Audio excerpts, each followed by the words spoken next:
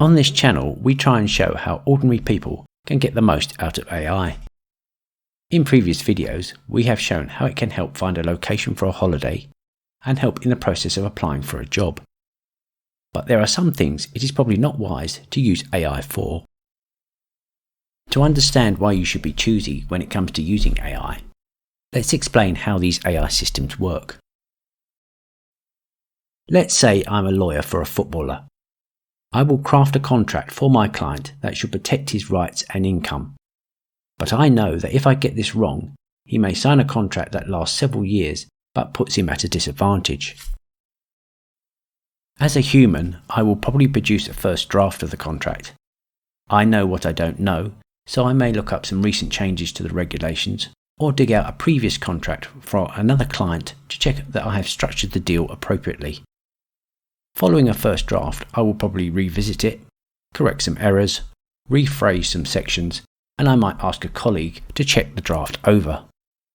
I know what is at stake both for my client and my own reputation, and am guided by the risks in the process.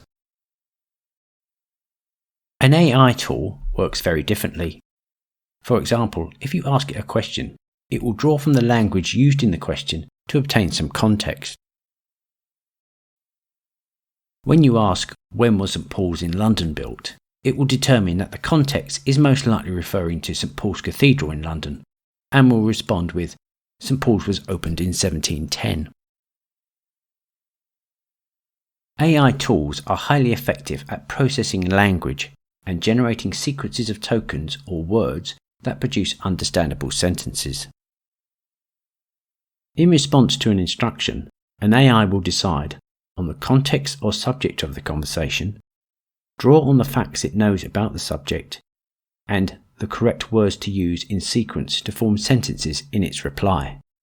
However, if it doesn't have all the facts, its response may well contain material it has made up. Unlike a human, it has no understanding of the risks. It does not review or double-check what it has produced. It won't compare what it's produced with a successful example produced previously, nor will it recognize the gaps in its own knowledge that requires further research. So with this in mind, what should you use an AI for?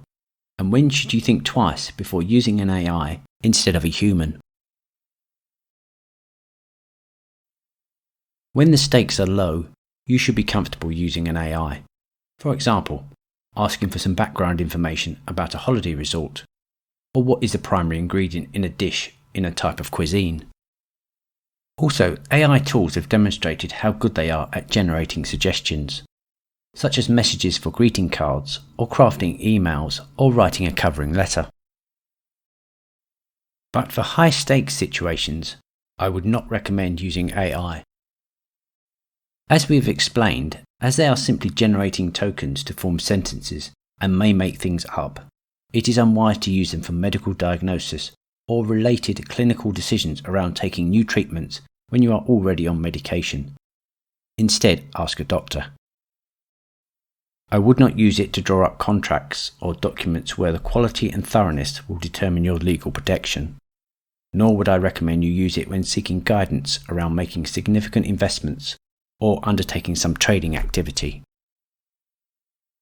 We think AI tools such as BARD and ChatGPT have many great uses when the stakes are low, but they are not yet mature enough to be used in high-stakes situations that carry some risk. We hope you enjoyed this video. Do subscribe, and until next time,